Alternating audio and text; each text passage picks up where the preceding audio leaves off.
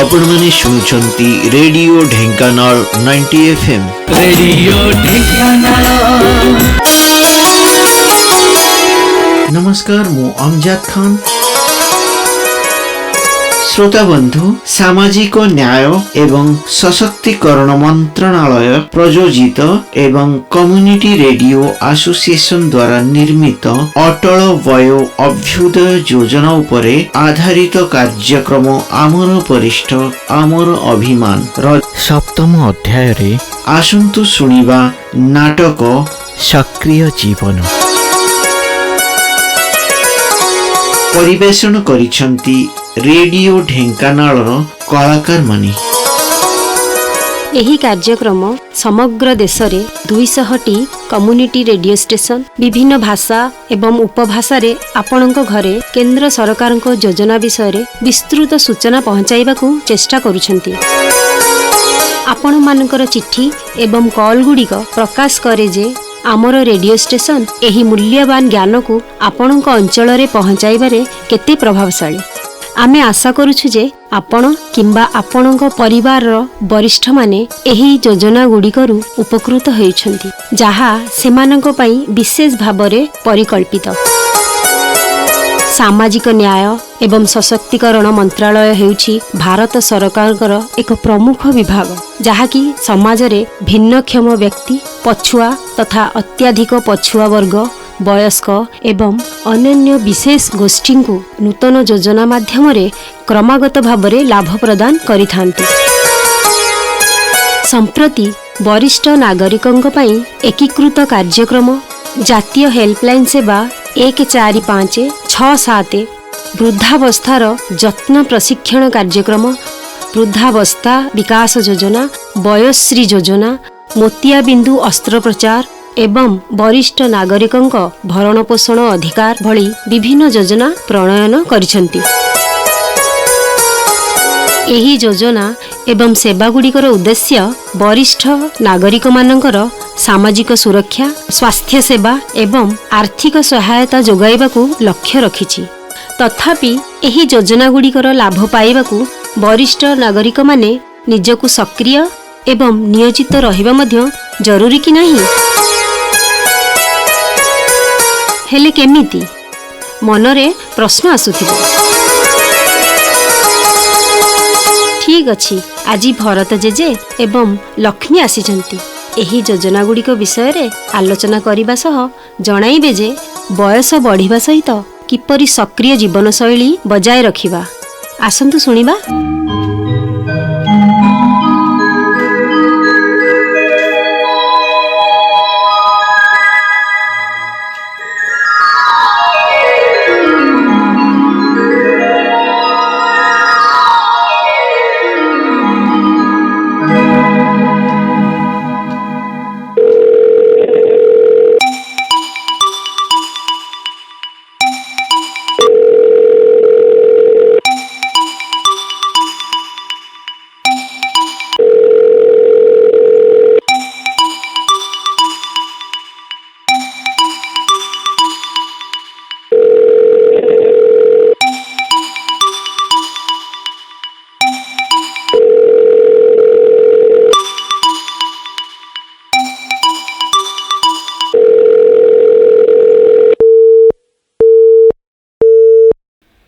कथा कौन सकाळू फोन लगे चलची हेले के उठौ नांती जे। माँ ए माँ लगुची जेजेंगर किछि असुविधा अछि बोधे। फोन रिंग होची अथच से रिसीव कर नांती।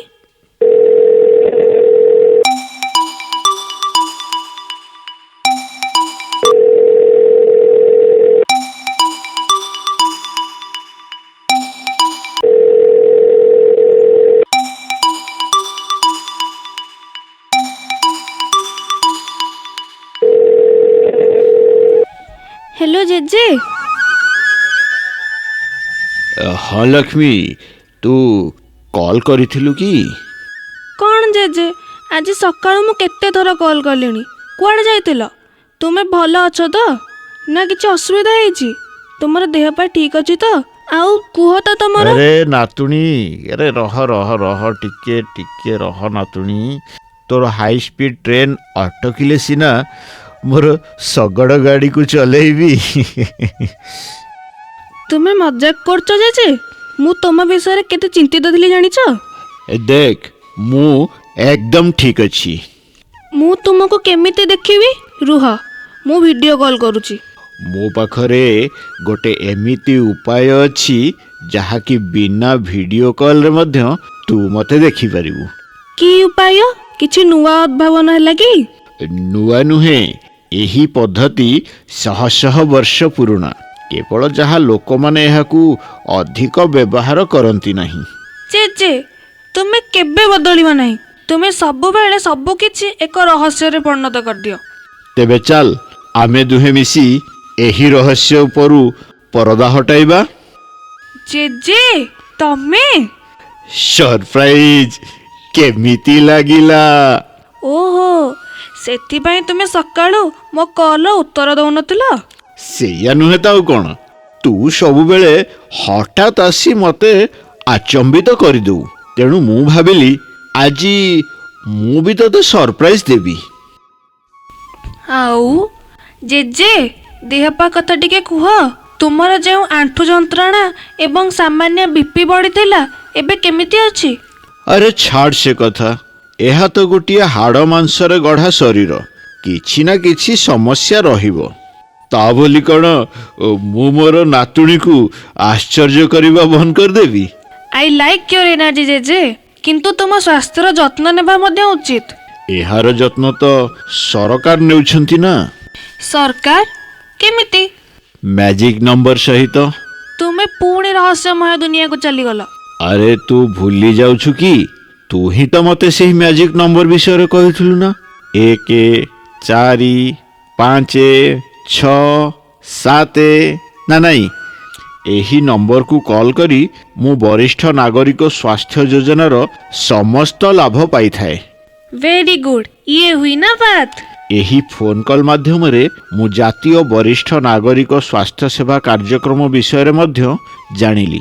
मु तुरंत मोर सांग मानक सहित सूचना बांटिली। वाह जे तुमर सतर्कता तो आम पीढ़ी को कॉम्प्लेक्स दे पारे। तुम समस्त को देखी तो मते शक्ति मिली थाए। तुम बयस रे ना आमर एते ज्ञान नथिला ना आमे एते गुड़िए कार्य परिचालन करिथिलु। हाँ समय सहित निजको मध्य अपडेट रखिया को पड़िबो। ठीक कथा सेथिपाई तो मु निजको अपडेट करबा को आसीछि। बुझी गली मु अन्य मानन को कॉल करूची एवं तापरे आमे तुमर सॉफ्टवेयर ट्रेनिंग आरंभ करिबा से पर्यंत तुमे टिके आराम कर। आराम? अरे कहा को आराम दरकार? मु तो 3 घंटा हेबो गाड़ी रे बसिकी आसीछि। मु कोन एठाकू दौड़ी दौड़ी की आसीछि कि? जे तुमे तो एक्टिव एजिंग रो एक उपयुक्त उदाहरण जानिच। जेते बेले मु मोर बंधु मानन को कहिले जे तुमे नुआ कंप्यूटर सॉफ्टवेयर शिखी काम आरंभ करबा पई चाहुच से माने एते एक्साइटमेंट थिले जे कोन आ कहिबी। मु तो बेसी एक्साइटमेंट लक्ष्मी। रिटायरमेंट रो 4 वर्ष परे पुणी थरे काम आरंभ करिबा एक नुआ कहानी रो आरंभ भली लागुची। तुमे तो खाली चाकरी रो अवसर नैच जे काम रु तो नुहे ना। तुमे तो जेकोसी गोटे काम करूथुलो ना। हाँ पिला मानंकु दिन को घंटे 2 घंटा पढ़ाउथिली बास एहा पर तो मु दिन सारा खाली बसुथिली ना। एमिति काम करिवार फायदा कोन? एहा ही तो फायदा जे कोन मु तते सरप्राइज करबा को आसी गली ना। तुमे नुआ सॉफ्टवेयर शिखिबा को आसीच।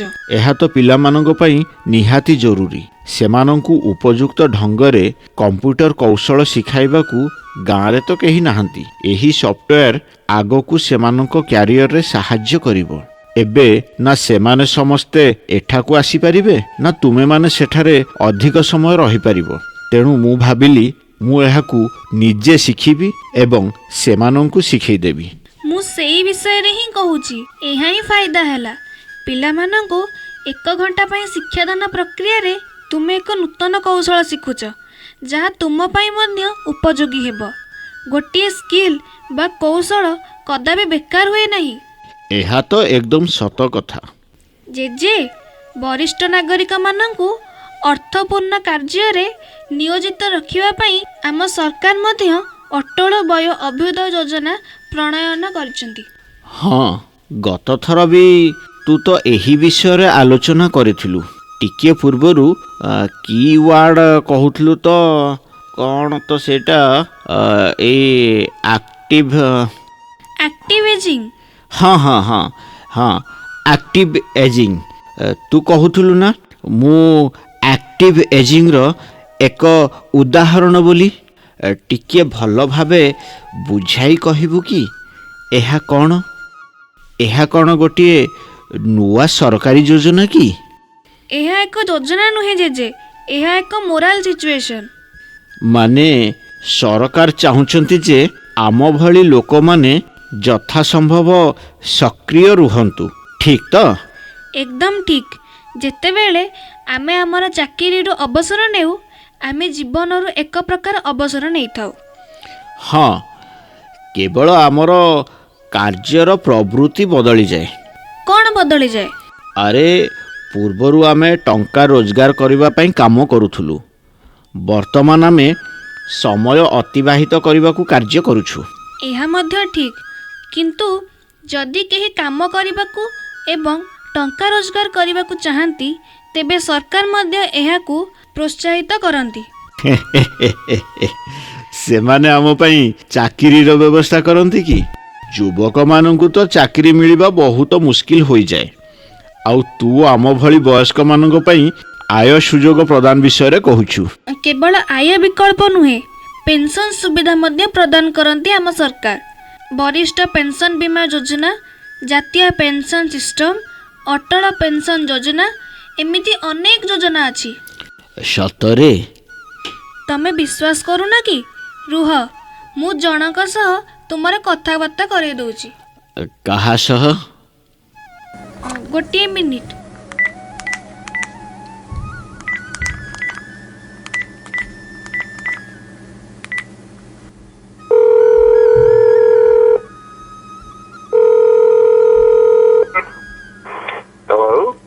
Hello, good morning sir. ମୁଁ ଲକ୍ଷ୍ମୀ କହୁଛି। ଆଜ୍ଞା, ମୁଁ ଆପଣଙ୍କୁ ମୋ ଭରତ ଜେଜେଙ୍କ କଥା ପୂର୍ବରୁ କହିଥିଲି ନା? ଆଜ୍ଞା, ସେ ଏଠାରେ ଅଛନ୍ତି, କିନ୍ତୁ ତାଙ୍କର କିଛି ଜାଣିବାର ଅଛି। ମୁଁ ତାଙ୍କୁ ଫୋନ୍ ଦେଉଛି, ଟିକେ ତାଙ୍କ ସହ କଥା ହେଇଯାଆନ୍ତୁ। ଆରେ କିଏ? ମୁଁ କ'ଣ କଥା ହେବି? ଏ ହେଉଛନ୍ତି ଅଟଳ ବୟ ଅଭ୍ୟୁଦୟ ଯୋଜନାର ପ୍ରୋଜେକ୍ଟ ଅଫିସର। ତୁମର ସବୁ ପ୍ରଶ୍ନର ଉତ୍ତର ତାଙ୍କ ପାଖରେ ଅଛି। ନିଅ, କଥା ହୁଅ। ଆରେ ହଁ ହଁ ହଁ, ସାର୍, ମୁଁ ହେଉଛି ଭରତ। ଆଜ୍ଞା, ମୁଁ ଆକ୍ଟିଭ ଏଜିଂ ବିଷୟରେ ପଚାରୁଥିଲି। ଲକ୍ଷ୍ମୀ କହୁଥିଲା ଯେ ସରକାର ଆମ ଭଳି ବରିଷ୍ଠ ନାଗରିକମାନଙ୍କୁ କାମ ଦେଉଛନ୍ତି। ଆଜ୍ଞା, ବହୁତ ବହୁତ ଧନ୍ୟବାଦ ସାର୍। ଆପଣ ସବୁକିଛି ଏପରି ବିସ୍ତୃତ ଭାବରେ ବ୍ୟାଖ୍ୟା କରିଲେ, ମୋର ସମସ୍ତ ପ୍ରଶ୍ନର ଉତ୍ତର ଦେଲେ ଏବଂ ମୁଁ ପୁନର୍ବାର କାମ କରିବାକୁ ଉତ୍ସାହିତ ଅନୁଭବ କରୁଛି। ଦେଖ ଜେଜେ, ମୋ ସାଙ୍ଗମାନେ ମଧ୍ୟ ଏବେ ଆସିଗଲେ। ନମସ୍କାର ଜେଜେ। ଆମେ ଆମର କ୍ଲାସ୍ ଆରମ୍ଭ କରିବା। ପିଲାମାନେ, ମୁଁ ତୁମମାନଙ୍କ ପରି ଇଣ୍ଟେଲିଜେଣ୍ଟ ନୁହେଁ ଏବଂ ମୁଁ କେବଳ କମ୍ପ୍ୟୁଟରର ମୌଳିକତା ଜାଣିଛି। ତୁମେ ମୋତେ ଶିଖେଇବ ନା? ଜେଜେ, ମୁଁ ବୁଦ୍ଧି ବିଷୟରେ ତ କହିପାରିବିନି, କିନ୍ତୁ ତମେ ଶକ୍ତିରେ ପରିପୂର୍ଣ୍ଣ ଏବଂ ତାହା ଯଥେଷ୍ଟ। ବାସ୍, ତୁମ ପରି ପିଲାମାନଙ୍କୁ ଦେଖି ମୋର ଜୋଶ ଆସିଯାଏ। ଯେତେବେଳେ ବି ମୁଁ ଟିକିଏ ଢିଲା ପଡ଼ିଯାଏ ନା, ଏଇ ଯେଉଁ ଲକ୍ଷ୍ମୀ ବମ୍ ଧମାକା କରି ମୋତେ ଉଠେଇ ଦିଏ। ଜେଜେ, ଲକ୍ଷ୍ମୀ ଆମକୁ କହିଥିଲା ଯେ ତୁମେ ଏକ ଆକାଉଣ୍ଟ ଅଫିସରେ କାମ କରୁଥିଲ। ହଁ। ତା ମାନେ ଆପଣ ବଜାର, ବଜେଟ୍ ଏବଂ ଟିକସ ବିଷୟରେ ସବୁ ଜାଣିଛନ୍ତି? ହଁ, ଠିକ୍ କଥା। କିନ୍ତୁ ତୁମେ କାହିଁକି ଏକଥା ପଚାରୁଛ? ତମେ କହୁଥିଲ ନା ତମେ ବୁଦ୍ଧିମାନ ନୁହଁ ବୋଲି, କିନ୍ତୁ ଏବେ ଦେଖ, ତମେ ଟ୍ୟାକ୍ସ ବିଷୟକୁ ସହଜରେ ନିୟନ୍ତ୍ରଣ କରିଛ। ଯେତେବେଳେ ଆମେ କୋଚିଂ କ୍ଲାସ୍କୁ ଯିବା ପରେ ମଧ୍ୟ ଏହି ବିଷୟରେ କେବଳ ପାସ୍ ମାର୍କ ଆସିଥାଏ।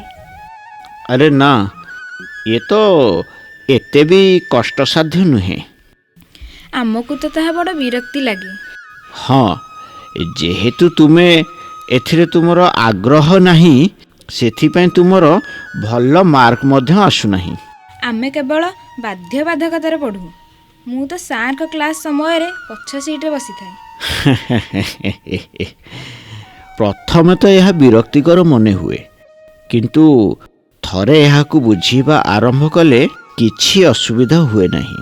ଖୁବ୍ ମଜାଦାର ଲାଗେ। ମୁଁ ସେମାନଙ୍କୁ କହିଥିଲି, ଯେବେଠାରୁ ଭରତ ଜେଜେ ଆମ ଗାଁର ପିଲାମାନଙ୍କୁ ଇକୋନୋମିକ୍ସ ପଢ଼ାଇବା ଆରମ୍ଭ କଲେ ନା, ସେମାନେ ସେବେଠୁ ଡିଷ୍ଟିଂକ୍ସନ୍ ଆଣୁଛନ୍ତି। ତେବେ ଆସନ୍ତୁ ଏକ ଡିଲ୍ ଦେବା ନେବା ବ୍ୟବସ୍ଥା କରିବା। ମାନେ? ଆମକୁ ସେ ଟ୍ୟାକ୍ସ ବିଷୟରେ ଶିଖାନ୍ତୁ ଏବଂ ଆମେ ତାଙ୍କୁ କମ୍ପ୍ୟୁଟର କୌଶଳ ଶିଖାଇବୁ। ବା, ବହୁତ ବଢ଼ିଆ। ଜେଜେ ଏହି ଡିଲ୍ ଗ୍ରହଣ କରନ୍ତୁ ନା ପ୍ଲିଜ୍। କିନ୍ତୁ ଜେଜେ ଗାଁରେ ରୁହନ୍ତି, ସେ ତୁମକୁ ଏଠାରେ ଦୀର୍ଘ ସମୟ ପର୍ଯ୍ୟନ୍ତ କିପରି ଶିକ୍ଷା ଦେବେ? କିଛି ଅସୁବିଧା ନାହିଁ। ଜେଜେବାପା ବୈଷୟିକ ଅନୁକୂଳ ହେବାକୁ ଚାହୁଁଛନ୍ତି, ତେଣୁ ସେ ଦୂରରୁ ମଧ୍ୟ ଆମ ଶ୍ରେଣୀ ନେଇପାରିବେ ନା କ'ଣ ଜେଜେ? ଡିଲ୍ କରିପାରିବା। ତୁମେ ମୋତେ ଶିଖେଇବ ଏବଂ ମୁଁ ତୁମକୁ ଶିଖେଇବି। ହୁର୍ରେ, ଏହା ତ ଏକ ପାଟିବାଲା କଥା ହୋଇଗଲା। ଆମେ ତ ଏବେ ପାର୍ଟି କରିପାରିବା ନାହିଁ, ହେଲେ ଆମେ ଏଇ ଡିଲ୍କୁ ନିଶ୍ଚିତ ଭାବରେ ସେଲିବ୍ରେଟ୍ କରିପାରିବା। କେମିତି? କିଛି ଖାଇବା କି? ଆମେ ଖାଇବା, କିନ୍ତୁ ପ୍ରଥମେ କିଛି ଗୀତ ନାଚ ହେଇଯାଉ। ମୋତେ କୁହ, ମୁଁ କେଉଁ ଗୀତ ବଜାଇବି? ଗୀତ ବଜାଇବା ନାହିଁ, ଏହା ଲାଇଭ୍ ମ୍ୟୁଜିକ୍ ହେବ। ଲାଇଭ୍? କିଏ ଗାଇବ? ମୁଁ ଗାଇବି। ଯଦି ତୁ ଗୀତ ଗାଇବୁ ତେବେ ଆମ ସମସ୍ତଙ୍କୁ କାନ ବନ୍ଦ କରିବାକୁ ପଡ଼ିବ। ଲକ୍ଷ୍ମୀ ଟିକେ ଟିକେ ଗାଇପାରେ। ଲକ୍ଷ୍ମୀ ଗୀତ ଗାଇପାରେ, ହେଲେ ତା ଜେଜେ ପ୍ରକୃତରେ ଭଲ ଗୀତ ଗାଆନ୍ତି। ଆରେ ନାତୁଣୀ, ଆଗରୁ ମୁଁ ଗାଁ ମଣ୍ଡଳୀରେ ଗୀତ ଗାଉଥିଲି, ଏବେ ଆଉ କାହିଁ ସେ ଗୀତ ଫିତ। ଗାଆନ୍ତୁ ନା ଜେଜେ। ପୁରୁଣା ଗ୍ରାମୀଣ ସଙ୍ଗୀତ ଲାଇଭ୍ ଶୁଣିବାକୁ ଆମେ ଆଉ କେଉଁଠାରେ ପାଇବୁ? ହେଲେ ବେଟା, ଜେଜେ, ଆମେ କେବଳ ଲକ୍ଷ୍ମୀଙ୍କ ବନ୍ଧୁ ନୁହଁ, ଆମେ ବର୍ତ୍ତମାନ ତୁମର ଶିକ୍ଷକ ଅଟୁ। ତେଣୁ ତୁମେ ଆମର ଆଦେଶ ମାନିବାକୁ ପଡ଼ିବ। ୱାହ, ଏମିତି ଯଦି ଗୀତ ଗାଇ ପଢ଼ାଇବା ବାଲା ଶିକ୍ଷକ ମିଳିଥାନ୍ତେ ତେବେ ଆମ ଜୀବନ ସଜାଡ଼ି ହୋଇଯାଇଥାନ୍ତା। ଏବେ ତୁ ବି ଜଣେ ଶିକ୍ଷକ ନା, ଗୀତ ଗାଇବା ଏବଂ ମଜା କରିବା ସମୟରେ ତତେ ବି ଜେଜେଙ୍କୁ ଶିକ୍ଷା ଦେବାକୁ ପଡ଼ିବ। ବୋଧହୁଏ ଗୀତ ଏବଂ ନାଚ ନୁହେଁ, କିନ୍ତୁ ମୁଁ ତୁମମାନଙ୍କୁ କାହାଣୀ ମାଧ୍ୟମରେ ଶିକ୍ଷା ଦେଇପାରେ। ୱାଓ, ତାହେଲେ ଆଜିଠୁ କ୍ଲାସ୍ ଆରମ୍ଭ କରିବା। ହଁ ଜେଜେ, ଦୟାକରି ଆରମ୍ଭ କରନ୍ତୁ। ଠିକ୍ ଅଛି, ଠିକ୍ ଅଛି। ଭଲ ଭାବରେ ଶୁଣ। ଗୋଟିଏ ଗାଁ ଥିଲା, ଯେଉଁଠାରେ ଜଣେ ବୃଦ୍ଧ ମହିଳା ତାଙ୍କ ଦୁଇ ପୁଅଙ୍କ ସହ ରହୁଥିଲେ। ଦିନେ ଏକ ଭୟଙ୍କର ଦୁର୍ଘଟଣା ତାଙ୍କର ଜଣେ ପୁଅର ଜୀବନ ନେଇଗଲା। କିଛି ଦିନ ପରେ ଅନ୍ୟ ଏକ ପୁଅ କାମ ଖୋଜିବା ପାଇଁ ଦୂର ସହରକୁ ଚାଲିଗଲା। ଏବେ ବୃଦ୍ଧ ମହିଳା ଏକାକୀ ରହିଗଲେ।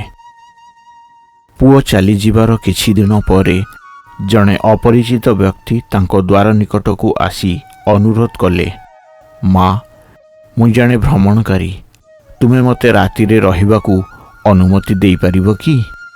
ବୃଦ୍ଧ ମହିଳା ଜଣକ ତାଙ୍କୁ ସମ୍ମାନ ଜଣାଇ ସ୍ୱାଗତ କରିଥିଲେ। କୌତୂହଳରୁ ସେ ତାଙ୍କୁ ପଚାରିଲେ, ତୁମେ କେଉଁଠାରୁ ଆସିଛ? ଯାତ୍ରୀ ଉତ୍ତର ଦେଲେ, ଅନ୍ୟ ଏକ ଦୁନିଆରୁ। ନିରୀହ ବୃଦ୍ଧା ପ୍ରଥମେ ବୁଝିପାରିଲେ ନାହିଁ। ସେ ନିର୍ବୋଧ ଭାବରେ ପଚାରିଲେ, ଅନ୍ୟ ଏକ ଜଗତ ମାନେ ଭଗବାନଙ୍କ ଘରୁ? ଭ୍ରମଣକାରୀ ଟିକିଏ ହସିଲେ ଏବଂ ତାଙ୍କୁ ଏହି ଅନ୍ୟ ଦୁନିଆ ବିଷୟରେ ବିଭିନ୍ନ କଥା କହିବା ଆରମ୍ଭ କଲେ। ମହିଳାଙ୍କ ଆଖି ଚମକି ଉଠିଲା। ସେ ବିଶ୍ୱାସ କରୁଥିଲେ ଯେ ସେ ଈଶ୍ୱରଙ୍କ ଦୂତ ତାଙ୍କ ମୃତ ପୁଅ ବିଷୟରେ ଖବର ଆଣିଥିଲେ। ବୃଦ୍ଧା ମହିଳା ତାଙ୍କ ପୁଅ ବିଷୟରେ ପଚାରିଲେ। ଯାତ୍ରୀ ହସିଲେ ଏବଂ କହିଲେ, ତୁମ ପୁଅ ଏବଂ ମୁଁ ଈଶ୍ୱରଙ୍କ ଘରେ ଗୋଟିଏ କୋଠରୀରେ ବାସ କରୁ। ସେ ସେଠାରେ ସାରସ ପାଳୁଛନ୍ତି। କିନ୍ତୁ ତୁମେ ଜାଣ କି, ସାରସ ସବୁବେଳେ କଣ୍ଟାବୁଦା ଭିତରେ ବୁଲନ୍ତି। ସେମାନଙ୍କ ପଛରେ ଗୋଡ଼ାଇବା ସମୟରେ ତୁମ ପୁଅର ପୋଷାକ ଏବଂ ଜୋତା ଫାଟି ଯାଇଛି। ଭୀଷଣ ଖରାପ ତାଙ୍କ ଅବସ୍ଥା। ଏବଂ ଏହା ଅତ୍ୟନ୍ତ ଦୁଃଖଦାୟକ। ଏହା ଶୁଣି ବୃଦ୍ଧ ମହିଳା ବାସ୍ତବରେ କାନ୍ଦିବାକୁ ଲାଗିଲେ। ସେ କହିଲେ, ପୁଅ, ମୋର କିଛି ଟଙ୍କା ଏବଂ କିଛି ପୋଷାକ ଅଛି। ତୁମେ ଦୟାକରି ଏହାକୁ ମୋ ପୁଅ ପାଖକୁ ନେଇଯାଇପାରିବ କି? ତୁମର ମଙ୍ଗଳ ହେବ। ଭ୍ରମଣକାରୀ ଆଣ୍ଠେଇଲେ ଯେପରି ସେ ତାଙ୍କୁ ଏକ ବିରାଟ ଦୟା କରୁଛନ୍ତି। ପରଦିନ ସକାଳେ ଯାତ୍ରୀ ବୃଦ୍ଧା ମହିଳାଙ୍କ ଠାରୁ ପୋଷାକ ଓ ଟଙ୍କା ନେଇ ସେଠାରୁ ଚାଲିଗଲେ। କିଛି ଦିନ ପରେ ବୃଦ୍ଧାଙ୍କର ଅନ୍ୟ ପୁଅ ସହରରୁ ଘରକୁ ଫେରିଲା। ସେମାନେ ଖାଉଥିବା ସମୟରେ ମା କହିଲେ, ପୁଅ, ତୋର ଭାଇ ବହୁତ ଅସୁବିଧାରେ ଅଛି। ସାନ ପୁଅ ଚକିତ ହୋଇଗଲା। ଯେତେବେଳେ ମା ତାକୁ ପୁରା କାହାଣୀ କହିଲା, ସେତେବେଳେ ସେ କ୍ରୋଧିତ ଭାବରେ କହିଲା, ମୃତ୍ୟୁ ପରେ କିଏ ଫେରିଆସେ? ସେହି ବ୍ୟକ୍ତି ଅନ୍ୟ ଜଗତରୁ ନଥିଲେ, ସେ ଜଣେ କଳାକାର ଥିଲେ ଏବଂ ତୁମେ କେବଳ ଚିନ୍ତା ନ କରି ପୋଷାକ ଏବଂ ଟଙ୍କା ଦେଇଛ। ତୁମେ ମୋତେ ଦେବାଳିଆ କରିବାକୁ ଚେଷ୍ଟା କରୁଛ କି? ପୁଅ କ୍ରୋଧରେ ପାଟି କରି କହିଲା, ଅନେକ କଠୋର କଥା ବି କହିଲା। ବୃଦ୍ଧ ମହିଳା ନମ୍ର ସ୍ୱରରେ କହିଲେ, ତୁ ଠିକ୍ କହୁଛୁ। ପୁଅ ଏବଂ ତା ପ୍ରତି ମୋର ପ୍ରେମ ଯୋଗୁଁ ସେ କହିଥିବା କଥା ଦ୍ୱାରା ମୁଁ ବୋକା ହୋଇଗଲି। ରାଗିନୀ, ମୁଁ ତ କେବଳ ଜଣେ ଅଜ୍ଞ ବୃଦ୍ଧା ମହିଳା। ଏପରିକି ସ୍ମାର୍ଟ ଲୋକମାନେ ମଧ୍ୟ ଏହି ଦୁନିଆରେ ପ୍ରତାରିତ ହୁଅନ୍ତି। ଯଦିଓ ବୃଦ୍ଧା ମହିଳା ତାଙ୍କ କାର୍ଯ୍ୟରେ ଗଭୀର ଅନୁତାପ କରିଥିଲେ ମଧ୍ୟ ପୁଅର କ୍ରୋଧ କମି ନଥିଲା। ସେ ପାଟି କରି କହିଲା, ଦୁନିଆରେ ଅଜ୍ଞ ଲୋକ ଥାଇପାରନ୍ତି, କିନ୍ତୁ ତୁମ ପରି ମୂର୍ଖ କେହି ନାହାନ୍ତି। ତାଙ୍କୁ ଶାନ୍ତ କରିବା ପାଇଁ ବୃଦ୍ଧା କାନ୍ଦି କାନ୍ଦି କହିଲା, ପୁଅ, ଏହି ଦୁନିଆରେ ମୂର୍ଖମାନଙ୍କର ଅଭାବ ନାହିଁ। ଯଦି ତୁ ଗୋଟିଏ ଖୋଜିବୁ, ତେବେ ତୁ 1000 ପାଇବୁ। ପୁଅ କ୍ରୋଧରେ ବ୍ୟାଗ୍ ଉଠାଇଲା ଏବଂ କହିଲା, ଭଲ, ମୁଁ ଚାଲିଯାଉଛି। ଯଦି ମୁଁ ତୁମଠାରୁ ଆଉ କାହାକୁ ଅଧିକ ମୂର୍ଖ ମନେ କରେ, ତେବେ ମୁଁ ଫେରିଆସିବି। ନଚେତ୍ ମୋତେ ମୃତ ବୋଲି ଭାବ ଏବଂ ମୋ ବିଷୟରେ ଭୁଲିଯାଅ। ବୃଦ୍ଧ ମହିଳା ଜଣକ କାନ୍ଦି କାନ୍ଦି ତାଙ୍କୁ ରହିବାକୁ ଅନୁରୋଧ କଲେ, କିନ୍ତୁ ସେ ତାଙ୍କ ପାଦକୁ ଠେଲି ଦେଇ ଚାଲିଗଲା। ଏବେ ଯୁବକ ଜଣକ ନିଜ ମା ଠାରୁ ଅଧିକ ମୂର୍ଖର ସନ୍ଧାନରେ ବୁଲୁଥିଲେ। ଗୋଟିଏ ଗାଁରେ ଜଣେ ଜମିଦାରଙ୍କ ଘର ନିକଟରେ ସେ କିଛି ଛେଳି ଚରୁଥିବାର ଦେଖିଲା। ଯୁବକ ଜଣକ ଗୋଟିଏ ଛେଳି ଆଗରେ ଆଣ୍ଠୁମାଡ଼ି କିଛି କହିଲା। ଝରକା ପାଖରୁ ଦେଖୁଥିବା ଜମିଦାରଙ୍କ ପତ୍ନୀ ଆଗ୍ରହ ପ୍ରକାଶ କଲେ। ସେ ଦାସୀକୁ ପଚାରିବାକୁ ପଠାଇଲେ। ଯେତେବେଳେ ତାଙ୍କୁ ପଚରାଗଲା, ଯୁବକ କହିଲା, ଏହି ଦାଗୀ ଛେଳିଟି ମୋର ପତ୍ନୀଙ୍କ ଭଉଣୀ। ମୁଁ ତାଙ୍କୁ ତୁରନ୍ତ ଚିହ୍ନି ପାରିଲି। ଚାକରାଣୀ ଭାବିଲା ସେହି ବ୍ୟକ୍ତି ଜଣକ ପାଗଳ ଏବଂ ତାଙ୍କୁ ହାସ୍ୟାସ୍ପଦ କରିବାକୁ ଚେଷ୍ଟା କଲା। ଠିକ୍ ଅଛି, ତୁମର ପତ୍ନୀଙ୍କ ଭଉଣୀକୁ ଭେଟିଛ, ଏବେ ଚାଲିଯାଅ। କିନ୍ତୁ ଯୁବକ ଜଣକ କାନ୍ଦିବାକୁ ଲାଗିଲା ଏବଂ କହିଲା, ମୋର ପତ୍ନୀ ବହୁତ ଅସୁସ୍ଥ ଅଛନ୍ତି। ସେ ଚାହାନ୍ତି ତାଙ୍କ ପ୍ରିୟ ଭଉଣୀକୁ ଦେଖିବା ପାଇଁ। ମୁଁ ତାଙ୍କୁ ଖୋଜୁଥିଲି ଏବଂ ବର୍ତ୍ତମାନ ତାଙ୍କୁ ପାଇଲି। ମୁଁ ତାଙ୍କୁ ଘରକୁ ନ ନେଇ ଫେରିବି ନାହିଁ। ଥରେ ମୋ ପତ୍ନୀ ତାଙ୍କୁ ଭେଟିଲେ ମୁଁ ତାଙ୍କୁ ଏଠାରେ ପୁନର୍ବାର ଛାଡ଼ିଦେବି ବୋଲି ପ୍ରତିଶ୍ରୁତି ଦେଉଛି। ଚାକରାଣୀ ତାଙ୍କ ମାଲିକଙ୍କୁ ଏହା ଜଣାଇଲା। ପ୍ରଥମେ ଜମିଦାରଙ୍କ ପତ୍ନୀ ହସିଥିଲେ, କିନ୍ତୁ ଯୁବକଟି କାନ୍ଦୁଥିବା ଏବଂ ନିବେଦନ କରୁଥିବା ଦେଖି ସେ ତାଙ୍କ ପ୍ରତି ଦୟା ଅନୁଭବ କଲେ। ସେ କହିଲେ, ଠିକ୍ ଅଛି, ତୁମେ ତୁମର ପତ୍ନୀଙ୍କ ଭଉଣୀକୁ ନେଇପାରିବ, କିନ୍ତୁ ତାର ଛୋଟ ପିଲା ତା ବିନା ବଞ୍ଚିପାରିବ ନାହିଁ ଏବଂ ତା କ୍ଷୀର ବି ପିଏ। ତୁମକୁ ପିଲାଟିକୁ ମଧ୍ୟ ସାଙ୍ଗରେ ନେବାକୁ ପଡ଼ିବ। ଆମର ଗାଡ଼ି ବି ନିଅ, ଯାହାଫଳରେ ତୁମେ ସେମାନଙ୍କୁ ପୁନଶ୍ଚ ଆଣିପାରିବ। ଯୁବକ ଜଣକ ତାଙ୍କୁ ଅଶେଷ ଧନ୍ୟବାଦ ଜଣାଇଲେ। ଛେଳି ଏବଂ ଛୁଆକୁ ଗାଡ଼ିରେ ଲୋଡ୍ କରି ଚାଲିଗଲେ। ଜମିଦାର ଫେରିବା ପରେ ତାଙ୍କ ପତ୍ନୀ ହସି ହସି ଘଟଣା ବିଷୟରେ ବର୍ଣ୍ଣନା କରିଥିଲେ। ପତ୍ନୀଙ୍କ ମୂର୍ଖତା ବିଷୟରେ ଶୁଣି ଜମିଦାର ହତାଶ ହୋଇ କପାଳକୁ ଚାପୁଡ଼ା ମାରିଲେ। ସେ ତାଙ୍କୁ ମୂର୍ଖ, ଅଜ୍ଞ ଏବଂ ଅନ୍ୟାନ୍ୟ କଥା କହି ଗାଳି ମଧ୍ୟ ଦେଲେ। ତାପରେ ସେ ଭାବିଲେ, ଚୋର ଅଧିକ ଦୂରକୁ ଯାଇପାରିବ ନାହିଁ, ମୋତେ ତାଙ୍କୁ ଧରିବାକୁ ପଡ଼ିବ। ଜମିଦାର ତାଙ୍କ ଘୋଡ଼ାକୁ ସଜାଇ ଯୁବକଟି ଯେଉଁ ଆଡ଼କୁ ଯାଇଛି ସେ ଆଡ଼କୁ ଗଲେ। ତେଣେ ଯୁବକ ଜଣକ ଅସୁବିଧାର ସମ୍ମୁଖୀନ ହୋଇ ଗାଡ଼ି ଏବଂ ଛେଳିଗୁଡ଼ିକୁ ଜଙ୍ଗଲରେ ଏକ ସୁରକ୍ଷିତ ସ୍ଥାନରେ ଲୁଚାଇ ରଖିଥିଲା। ତାପରେ ସେ ଏକ ସ୍କାର୍ଫରେ ମୁହଁ ଘୋଡ଼ାଇ ଜଙ୍ଗଲ ବାହାରେ ଅପେକ୍ଷା କରି ବସିଥିଲା। ଜମିଦାର ଚୋର ଖୋଜୁଥିଲେ। ସେ ସେହି ଯୁବକକୁ ପଚାରିଲେ, ଭାଇ, ତୁମେ ଦେଖିଛ କି ଛେଳି ଏବଂ ଛୁଆ ସହିତ କେହି ଦୌଡ଼ି ପଳାଉଛନ୍ତି? ସେ ଜଣେ ଚୋର, ମୋତେ ଶୀଘ୍ର କୁହ। ଯୁବକ ଜଣକ ଗମ୍ଭୀର ସ୍ୱରରେ ଉତ୍ତର ଦେଲେ, ହଁ, ମୁଁ ତାଙ୍କୁ ଦେଖିଥିଲି। ସେ ମୋତେ ନିର୍ଦ୍ଦେଶ ମଧ୍ୟ ମାଗିଥିଲେ। ସେ ସେହି ପଥରେ ଯାଇଛନ୍ତି। ଜମିଦାର ଚାଲିଯିବାକୁ ପ୍ରସ୍ତୁତ ହେଉଥିବା ବେଳେ ଯୁବକ ଜଣକ ତାଙ୍କୁ ଅଟକାଇଥିଲେ। ସେ ତାଙ୍କୁ କହିଲେ, କିନ୍ତୁ ଏହି ବାହାରେ ତ ବଜାର। ଯଦି ସେ ଛେଳିମାନଙ୍କୁ ସେଠାରେ ଛାଡ଼ି ଦିଅନ୍ତି, ତେବେ ଆପଣ ଚୋରକୁ କିପରି ଚିହ୍ନିବେ? ଜମିଦାର ଆଶ୍ଚର୍ଯ୍ୟ ହୋଇଗଲେ। ସେ କହିଲେ, ତୁମେ ତାଙ୍କୁ ଅତି ନିକଟରୁ ଦେଖିଛ, ତୁମେ ତାଙ୍କୁ ଚିହ୍ନି ପାରିବ କି? ଯେତେବେଳେ ଯୁବକ ଜଣକ ହଁ କହିଲେ, ଜମିଦାର ତାଙ୍କୁ ନିବେଦନ କଲେ, ମୋର ଘୋଡ଼ା ନେଇ ମୋ ପାଇଁ ସେହି ଚୋରକୁ ଧର। ମୁଁ ତୁମକୁ 1000 ଟଙ୍କା ପୁରସ୍କାର ଦେବି। ଯୁବକ ଜଣକ ନିରାଶ ହୋଇ ଉତ୍ତର ଦେଲେ, ମୁଁ ଯିବି, କିନ୍ତୁ ଆଜି ମୁଁ ଜଙ୍ଗଲରୁ ଏକ ବିରଳ ତଥା ମୂଲ୍ୟବାନ ବାଜପକ୍ଷୀ ଧରିଛି। ଏହା ମୋ ସ୍କାର୍ଫରେ ଲୁଚି ରହିଛି। ଯଦି ମୁଁ ମୋର ହାତ କାଢ଼ିଦିଏ, ତେବେ ଏହା ଉଡ଼ିଯିବ। ଯୁବକ ଜଣକ ନ ଫେରିବା ପର୍ଯ୍ୟନ୍ତ ବାଜପକ୍ଷୀକୁ ସୁରକ୍ଷା ଦେବାକୁ ପ୍ରତିଶ୍ରୁତି ଦେଇଥିଲେ ଏବଂ ତାଙ୍କୁ ତୁରନ୍ତ 1000 ଟଙ୍କା ପୁରସ୍କାର ମଧ୍ୟ ଦେଇଥିଲେ। ଯୁବକ ରାଜି ହେଲେ। ସେଠାରେ ବସିଥିବା ଜମିଦାରଙ୍କୁ ଛାଡ଼ି କଳ୍ପନା ବାଜକୁ ଜଗାଇ ଦେଇ ସେ 1000 ଟଙ୍କା ଏବଂ ଘୋଡ଼ା ନେଇ ଚାଲିଗଲେ। ସମସ୍ତ ସାମାନ ନେଇ ସେ ନିଜ ମା ପାଖକୁ ଫେରିଗଲେ। ସେ ତାଙ୍କ ଆଚରଣ ପାଇଁ କ୍ଷମା ପ୍ରାର୍ଥନା କରି କହିଲେ, ତୁମେ ଠିକ୍ କହିଲ ମା, ଏହି ଦୁନିଆରେ ମୂର୍ଖମାନଙ୍କର ଅଭାବ ନାହିଁ। ଦେଖ, ମୁଁ ଗୋଟିଏ ଛେଳି, ତାର ଛୁଆ, ଘୋଡ଼ା ଏବଂ 1000 ଟଙ୍କା ମାଗଣାରେ ଆଣିଛି। ବର୍ତ୍ତମାନ ମୁଁ ତୁମ ସହିତ ଏଠାରେ ରହିବି। ବୃଦ୍ଧ ମହିଳା ଜଣଙ୍କ ପୁଅର ଫେରିବା ଦେଖି ଖୁସି ହୋଇଥିଲେ, କିନ୍ତୁ ପୂରା କାହାଣୀ ଶୁଣିବା ପରେ ସେ କହିଲେ, ପୁଅ, ପ୍ରେମ କିମ୍ବା ଦୟା ହେତୁ କେହି ବି ମୂର୍ଖ ହୋଇପାରେ, କିନ୍ତୁ ଲୋକଙ୍କୁ ପ୍ରତାରଣା କରିବା ଏବଂ ଏହିପରି ଲୁଟିବା ଦ୍ୱାରା ପାପୀମାନଙ୍କ ଦ୍ୱାରା ଜଗତ ପରିପୂର୍ଣ୍ଣ ହେବ। ଯାଅ ଏବଂ ସବୁକିଛି ଏହାର ମାଲିକଙ୍କ ନିକଟକୁ ପଠାଇ ଦିଅ।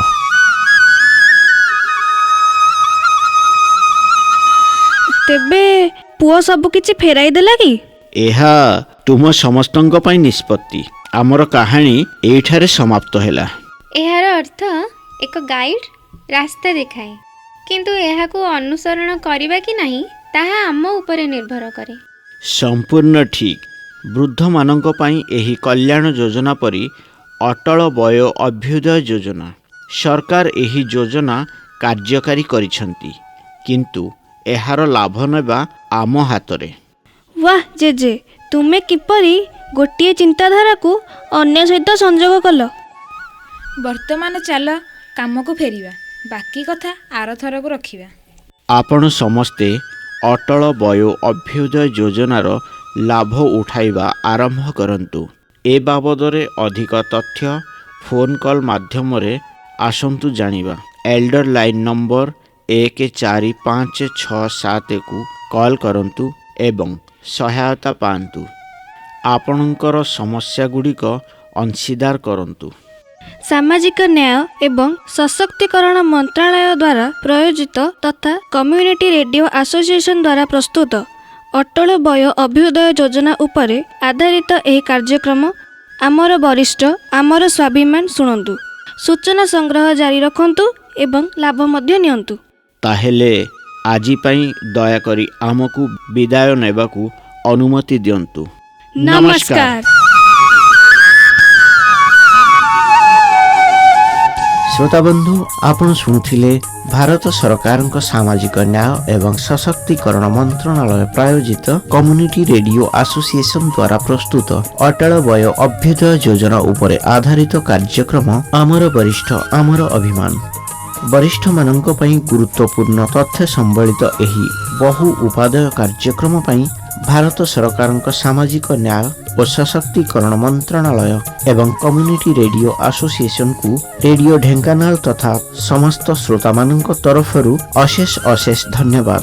କାର୍ଯ୍ୟକ୍ରମ ସମ୍ପର୍କରେ ମତାମତ ଦେବା ପାଇଁ ଅନୁରୋଧ। WhatsApp number 9439350459, Facebook radio Dhenkanal ଶୋଭା ଏବଂ ୟୁଟ୍ୟୁବ୍ @ରେଡିଓ ଢେଙ୍କାନାଳରେ ସମ୍ପର୍କ କରିପାରିବେ। ବର୍ତ୍ତମାନ ପାଇଁ ବିଦାୟ ଦିଅନ୍ତୁ। ଶୁଣୁଥାନ୍ତୁ ରେଡିଓ ଢେଙ୍କାନାଳ 90 FM। ନମସ୍କାର, ଜୟ ହିନ୍ଦ।